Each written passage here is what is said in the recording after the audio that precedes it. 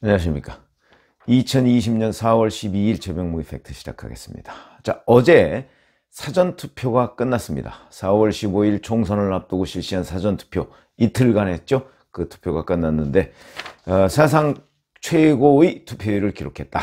무슨 얘기냐면 2017년 대선 때 26.06%였는데 이번에는 26.69%로 2014년에 사전투표율제가 도입이 됐는데 그 도입된 이래로 가장 높은 기록을 세웠다. 그래가지고 이 높은 투표율을 놓고 각 정당이 뭐 유불리, 그래서 어느 정당에 유리하냐 어느 정당에 불리하냐 하는 걸 분석하느라 분주하다. 그걸 제가 어저께 말씀을 드렸는데, 자, 그러면 4년 전에 20대 총선 때는 사전투표율이 12.19%였습니다. 그거의 2배가 넘죠.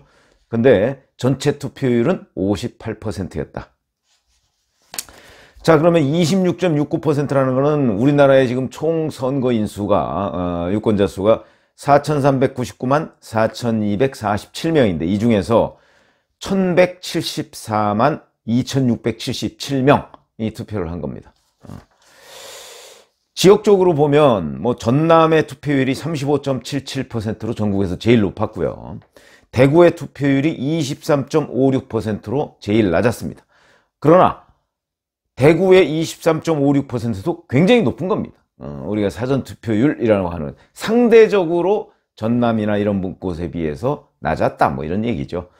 그 다음에 전남 다음으로 전북이 34.75, 광주 32.18, 세종 32.37, 뭐 이런 식으로 됐고요. 예를 들어서 경북 28.7, 경남 27.59, 서울 27.29, 뭐 이런 식으로 해서 사실은 전통적으로 그냥 러프하게 얘기해서 전통적으로 지금 민주당 계열이 강세인 그 지역에서 사전투표율이 높았고, 그 다음에 지금 미래통합당 계열이 강세인 지역에서 전반적으로 낮았다. 이렇게 말씀을 드릴 수가 있는데, 뭐 사실은 이 중에 가장 주목되는 부분은 서울이죠. 그런데 서울은 뭐 조금 낮았습니다. 그런 점으로 본다면 뭐 꼭 민주당 강세 지역에서 높았다 이렇게만 얘기하기도 어렵고, 그냥 호남 지역에서 높았고 영남 지역에서 낮았다, 뭐 이런 정도면 그냥 대체적으로 맞는 수준이다, 이렇게 말씀드릴 수 있겠습니다. 자, 그럼 이게 코로나19 사태로 인해서 4월 15일 날 총선 때 시간이 많이 걸리고, 그리고 코로나19 전파의 위험도 있으니까, 왜냐면 국민 다수는 사회적 거리 두기를 지금도 실천 중이거든요. 일부 실천하지 않는 분들이 있지만 다수가 실천 중이기 때문에, 그렇다면 국민의 다수는 4월 15일 날 그 줄 쭉 서서 뭐 투표하고 뭐 이런 거에 대해서 부담을 느낄 가능성이 있다.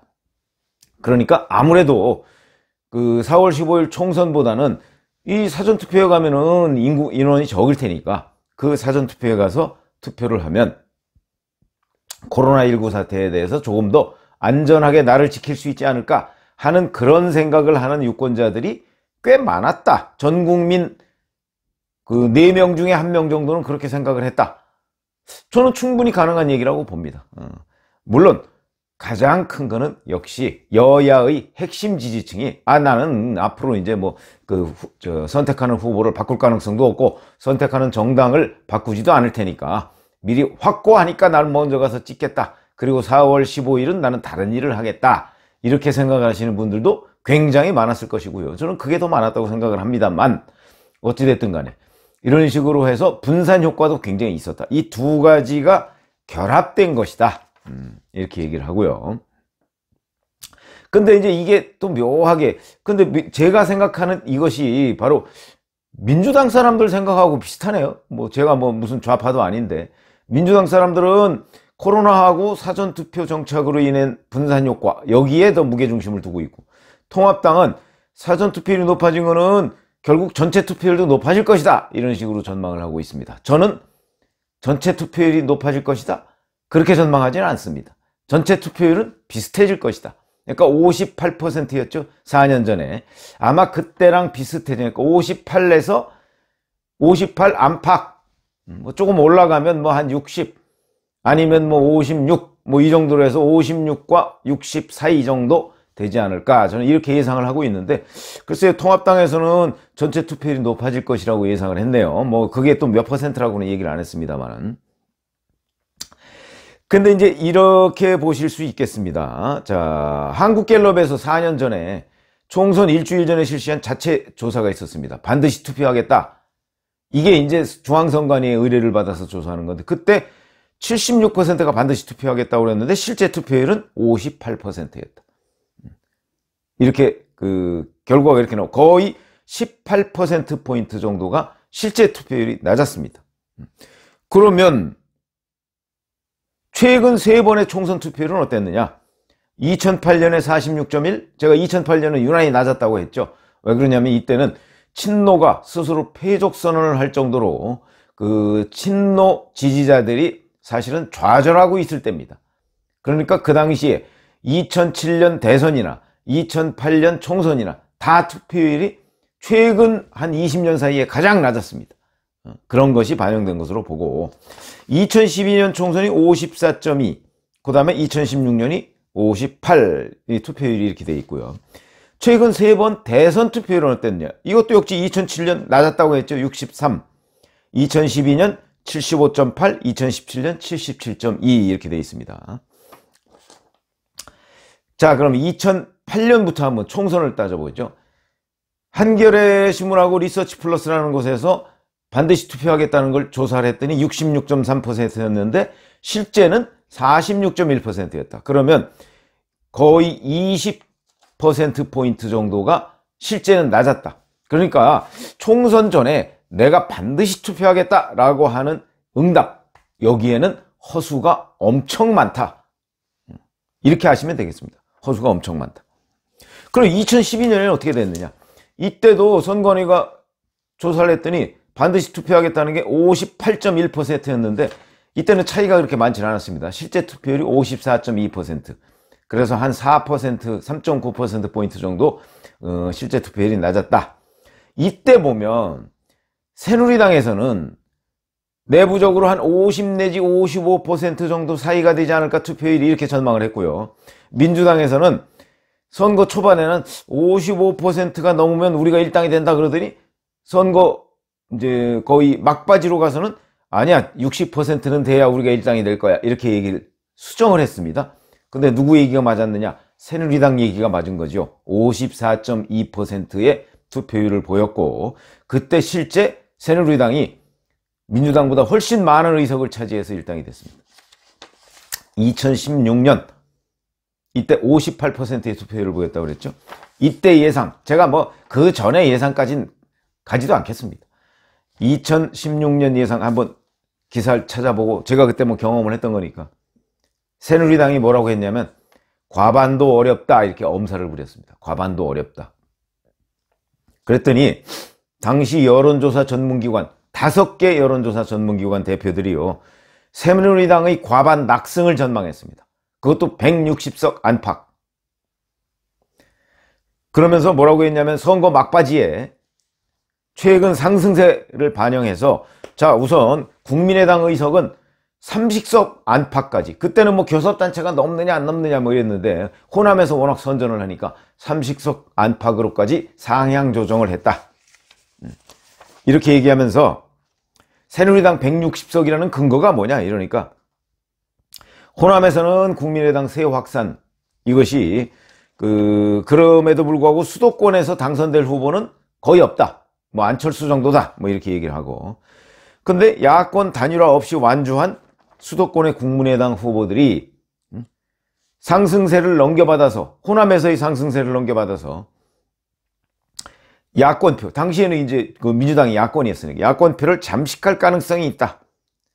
아마 이런 3자 구도가 아니었다면 새누리당이 수도권에서 선전하기가 어렵다. 이런 식으로 얘기를 해가면서 새누리당의 160석을 전망했습니다. 여론조사 기관 5개 기관 대표들이 대체적으로 비슷한 전망을 했다. 그 선거 결과가 얼마나 참혹했는가는 뭐 다 아실 겁니다. 1당도 안 됐습니다. 1당은 민주당이 되겠습니다. 민주당의 한석 모자라는 2당이 됐다. 그런데 뭐 160석을 여론조사 전문기관들이 전망을 했다고요. 직전에, 그것도 총선 직전에. 자, 그럼 이번 총선은 어떻게 될 것이냐? 선관위가 한국갤럽에 의뢰해서 조사하겠다는 의뢰해서 3월 23일, 24일 조사한 거는 반드시 투표하겠다가 72.7%였습니다. 아까 말씀드렸죠? 한 15 내지 20% 정도 실제 투표 결과가 차이가 나더라. 물론 예외가 있었습니다. 예외는 2012년 예외가 있었습니다. 자, 그러면 제가 왜 어게인 2012라고 했느냐면 2012년에 투표율이 높으면 문재인 후보가 당선될 것이다. 대부분 여론조사 전문기관도 그렇게 전망을 했고요. 대선에서, 그 다음에 신문 이런 곳에서도 다 그렇게 전망을 했습니다. 신문, 방송 모두 다. 투표율이 높으면. 왜냐면 투표율이 높으면 결국 지금 민주당 계열의 이익이다. 승리한다. 거기에 그게 마치 무슨 전설처럼 내려온 그런 가설이었습니다. 그런데 깨졌습니다. 어떻게 깨졌느냐.